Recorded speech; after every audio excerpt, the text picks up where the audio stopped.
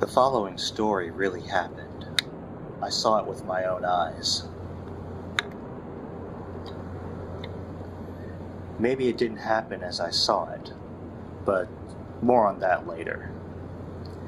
We were all going out camping, me and 3 friends from university.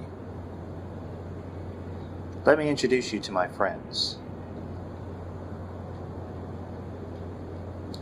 This is Darren. I wouldn't say that he is our group of friends' leader, or actually I would.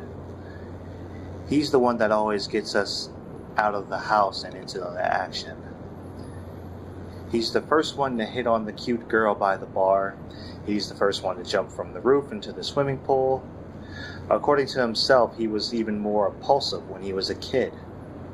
I can only imagine his childhood and how often he must have broken his leg, scraped his knees, and hit his head.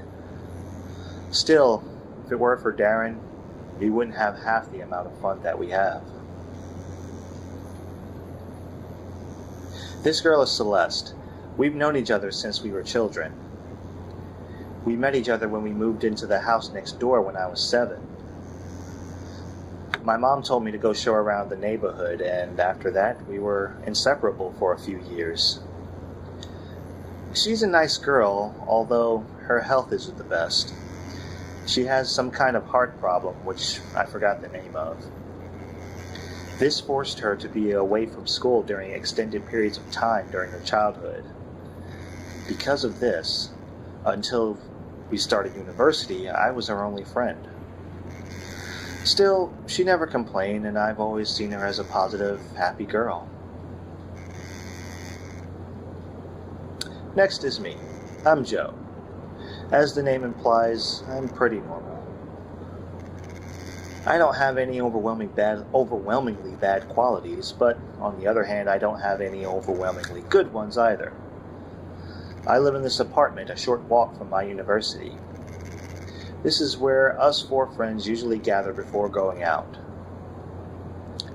This guy here, looking all relaxed on my bed, is Michael. He's my neighbor, living in the apartment next door. One day while I had Celeste over, he just barged in. "Hey man, your place looks pretty nice. Mind if I join you for dinner?" he said. As you can imagine, he's pretty pushy. I don't think he realizes it himself. He came over several times after that day. After that, we somehow naturally became friends.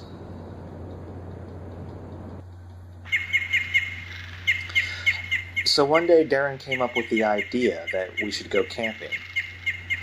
Darren said his family had a cabin a little bit into the forest. So, camping we went. It could be fun, right? Of course, me, Michael, and Celeste disliked the idea of staying in a cabin. It's a camping trip. We have to sleep in the wilderness.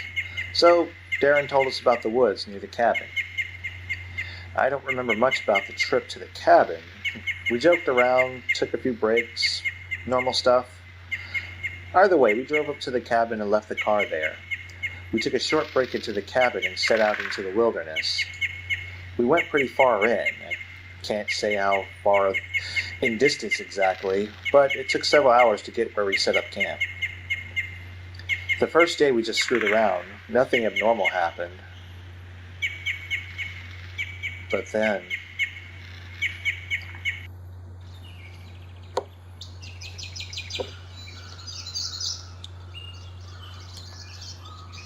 Did you sleep well last night? Well, he's still sleeping very well. Morning there, or should I say, good afternoon. Fix us some wood for a fire, will you? Sure. I set out to gather wood for a new fire and water to cook with.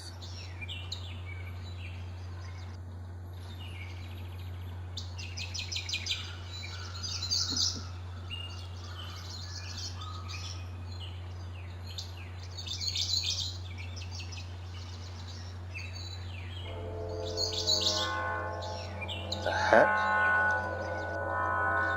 What is that sound? It doesn't sound like anything It doesn't sound like something you'd hear in a forest.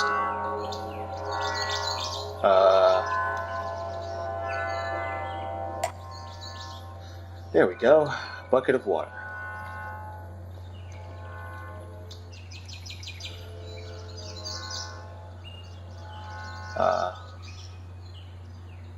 The sound stopped. Okay. My head hurts. Wonder if it has anything to do with the sound. We sure had a blast yesterday, didn't we?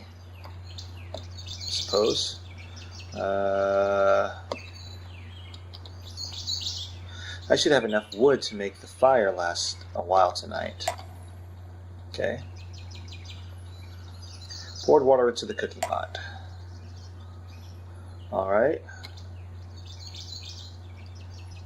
There's enough wood for a fire. We can cook now. Okay. I guess Darren is just going to snooze through the whole thing. Alright, let's cook up something, shall we? Later that evening.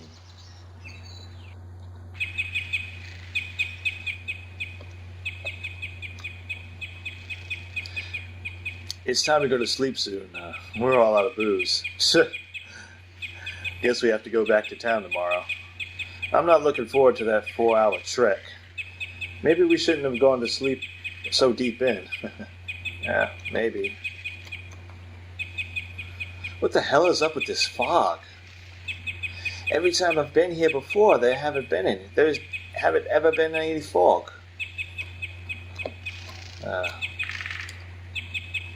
Can I talk to you?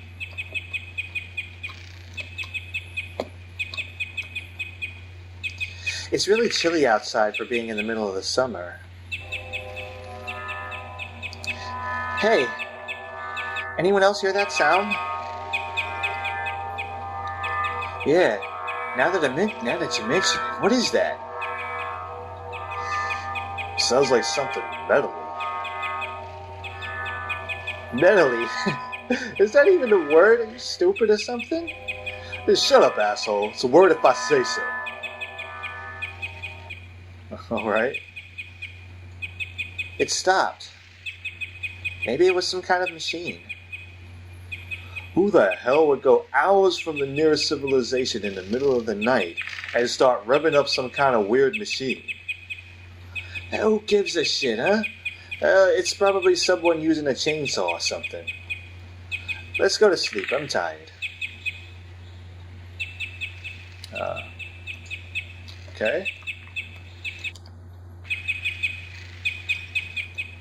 Oh, did I talk to you again? I'm sure that was no chainsaw. I wonder what it is. What it was. Sleepiness soon overtook everyone.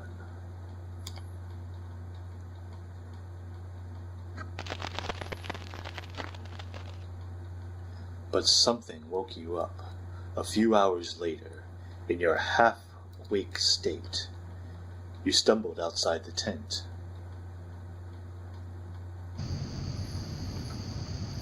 What the hell is that? Darren? Michael? Celeste? Is that you? The mist is even thicker than before. I can't see much.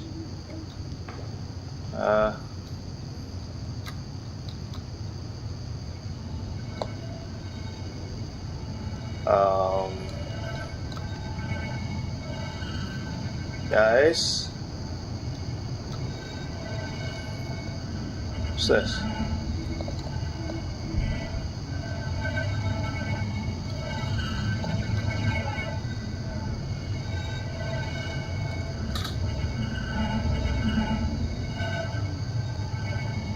Okay, I guess it's coming from up top.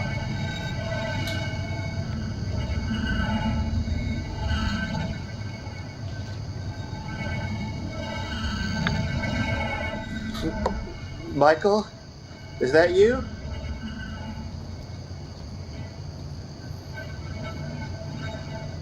Say something, will you? Who are you? Oh. Oh crap. Whoa, whoa, whoa, stop right there. I have a knife. No, no, no. Shit. Crap, crap, crap, crap. Okay. Oh boy. Alright, guys, wake up. Come on, guys, wake up. Wake up. Guys, wake up. Hey. Hey. Hey! Wake up, there's something outside the tent.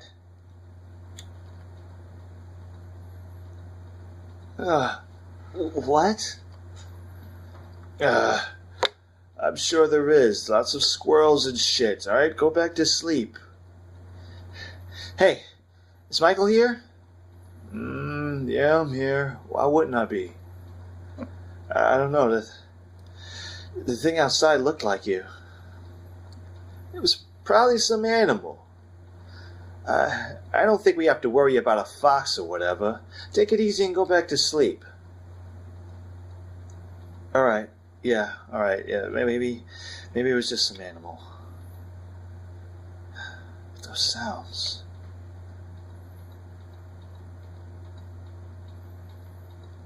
A few minutes later.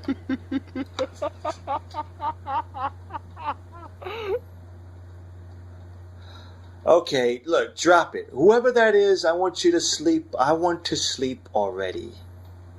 It wasn't me. Me either. That didn't sound like any of our voices. Oh, shit. Now I'm never going to be able to sleep. Should we go outside and look?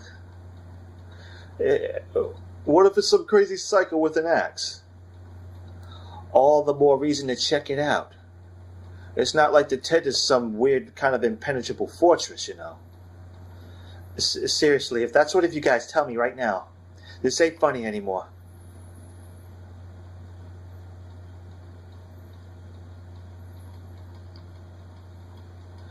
Alright, look, everyone get out and together and check it out. I ain't going alone.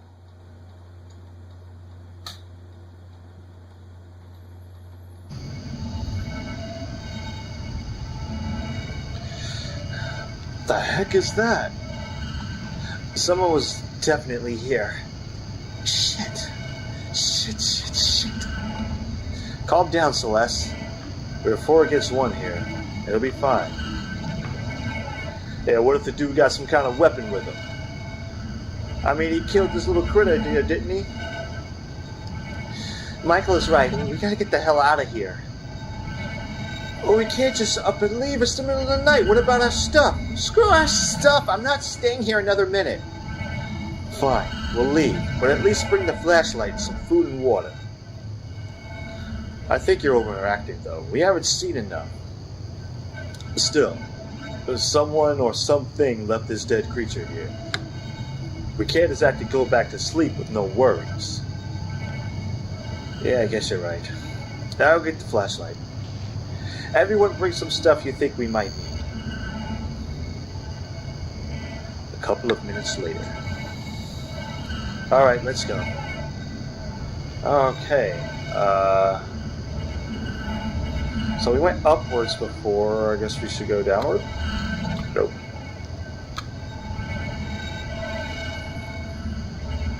Oh man, I really can't see now. That fog is something fierce.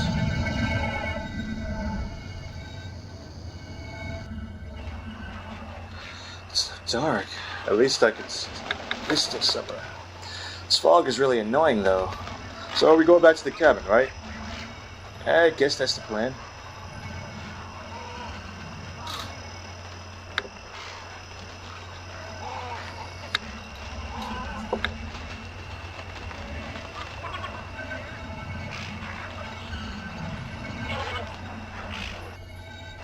Okay.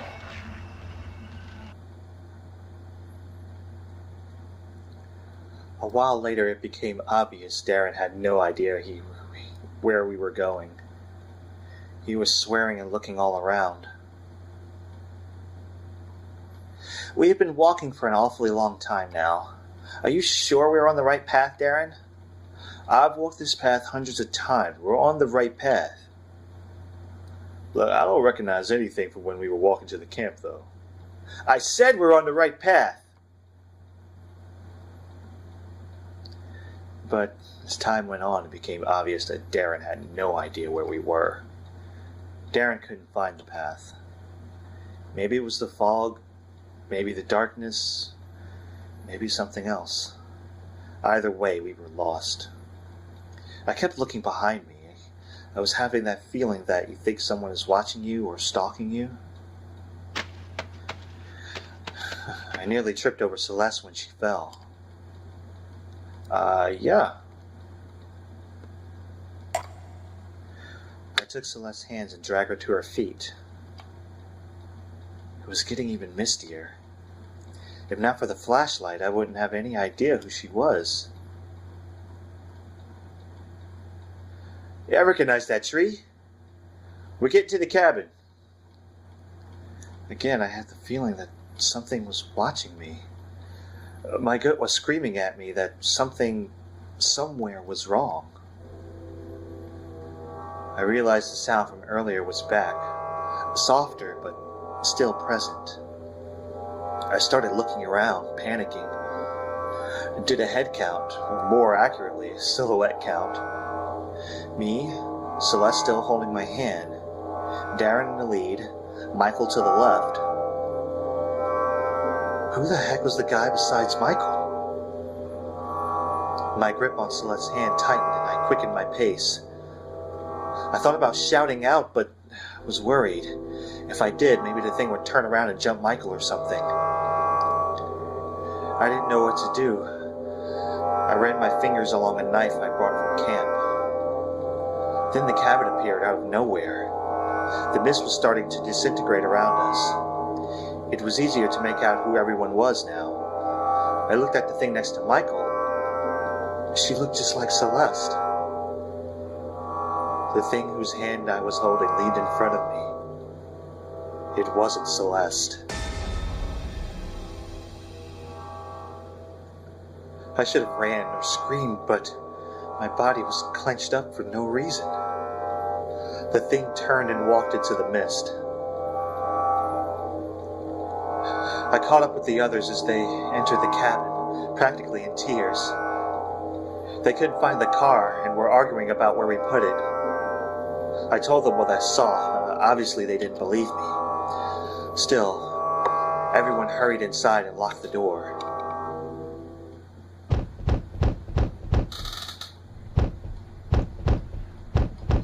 He followed us here.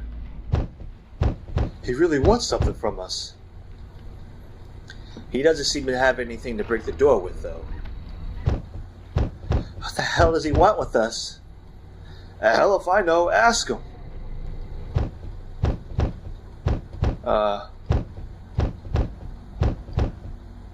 Hey! Don't touch the door. I wasn't gonna, okay? So, don't touch the door. She's breathing quite heavily. It's a sturdy door. It'll be alright, won't it?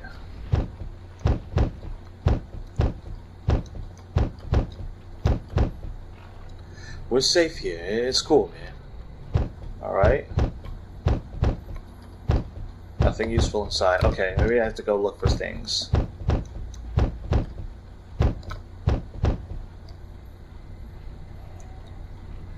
Did he go away?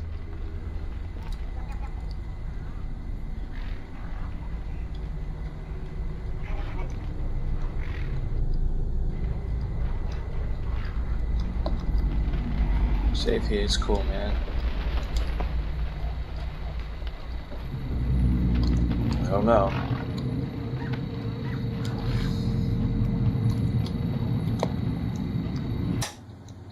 Shit! The bastard hit the breaker. But he can't get in, right?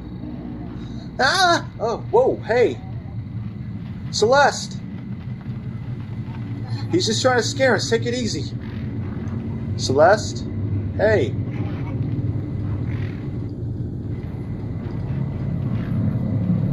Oh man, I can't see anything. Celeste? There you are. She seems to be hyperventilating. It's alright, Celeste. The door's locked, and it's the only way in. We're safe here.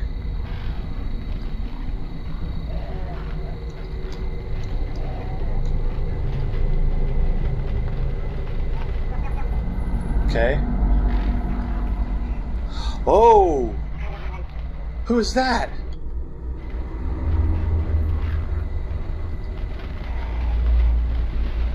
Oh, shoot. Oh, crap. Yeah. Hey, guys? Guys, we have trouble. We have big trouble. You saw something look like me? Yeah. I don't know what I saw, man. Darren? Darren! Suddenly, a strong sense of nausea hit me. There was something in the air. I could feel the horror overtaking me again.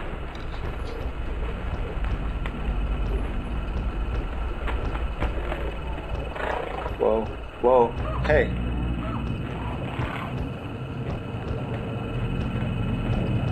Okay, hey, guys.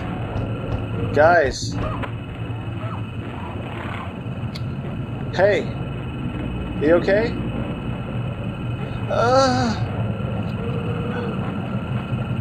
Who are you, damn it? Alright, nothing.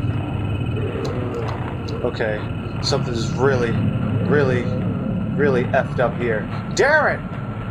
Where the hell are you, man? Alright, I can move a little bit faster now. No!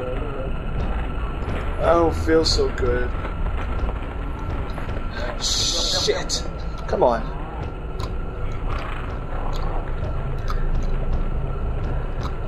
Where the hell is Darren? Screw it. Better not touch it. Okay.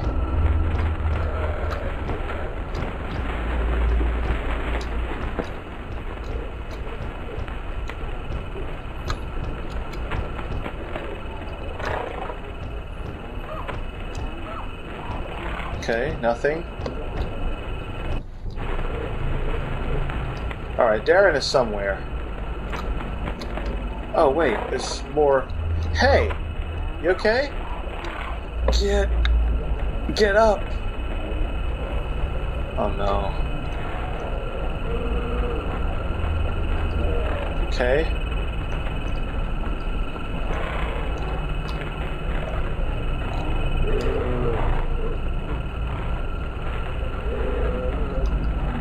I don't know what to do, guys. Oh, these are so weird. I couldn't take it anymore. I had to lie down.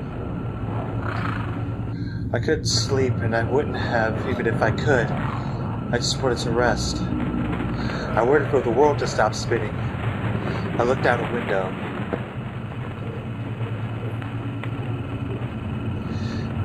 There was something in the tree. I stared back, not able to register what was going on. I quickly pulled the blinds down. Celeste came through the door. She looked pale and disheveled. I dragged her to the bed and laid her down. She was gasping for air as if something was suffocating her. Eventually, her breathing became more regular. I asked where the others were. She shrugged. The room stopped spinning a bit, but I felt far from good. Suddenly, a voice could be heard from the locked door. What's worse, though, was that it was Celeste's voice. Let me in! Let me in! God, let me in there! I immediately pulled the knife and placed it at Celeste lying in the bed.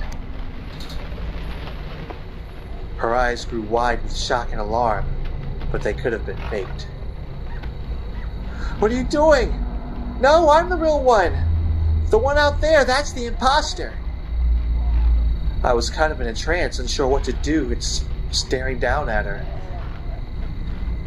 Maybe I would have stabbed her if the voice at the door hadn't changed to some low, deep, guttural voice. Then it became high-pitched, like a little girl's. I pulled my knife away. I snapped out of the trance. Now the nausea was returning. I got to the door and opened it. There was nothing there but a trail of black liquid. Suddenly I got this feeling that that it might not be the best idea to go outside. Screw it. Let's go. The thing was nowhere to be seen. Just as I was turning around, I took a look at the roof. There it was. It was close to a corner, about to turn.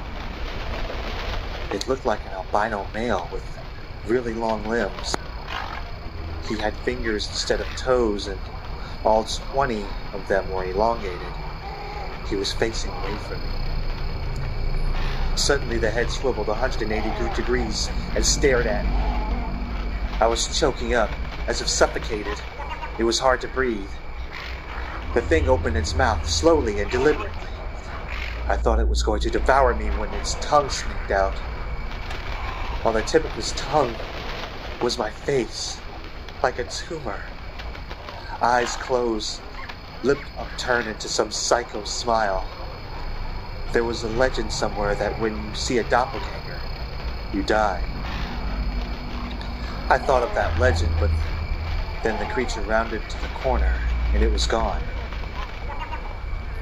I lost it and followed, vision hazy. My heartbeat suddenly seemed ear-splitting to me. I was stumbling because my legs seemed unable to coordinate. Suddenly, I stumbled forward and toppled down. Once I lay there, face down in the grass, my body just seemed to shut down. I couldn't move. I couldn't even turn my head. There was something dripping on my back. My eyelids seemed heavy and started closing of their own accord. I saw white feet with long fingers for toes step into view. When my eyes opened, Celeste was shaking me. She was on the brink of tears and her voice was cracking. "Get up! Get up! That bastard was in your skin!" My head hurt. I was about to ask her what happened when she started pulling me backwards towards the door. We toppled out and stumbled towards Darren's car, which was parked in a different location from what I remembered. I was glad to be alive. The mist had stopped completely. Celeste was downright crying now. She pushed me back into the seat. That's when I noticed I was wearing different clothes from when I lost consciousness. Michael was there, huddled up and face buried in his knees. Some clothes, stained with blood, were beside him. They were mine. Darren immediately stepped on the pedal, but nothing happened. He swore I did it again. I noticed that Celeste was armed with a shotgun from the cabin. I asked him what was going on. "The thing joined us. He looked like you. We got out of the house and found the car. We were halfway down the road, then Michael started screaming." I looked at Michael.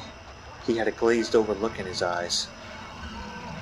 "The thing had burst out of your clothes and jumped out of the car. Michael had the shotgun.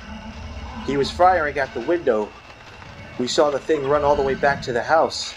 At the friggin' speed of light, man." "It was in my skin?" "Yeah."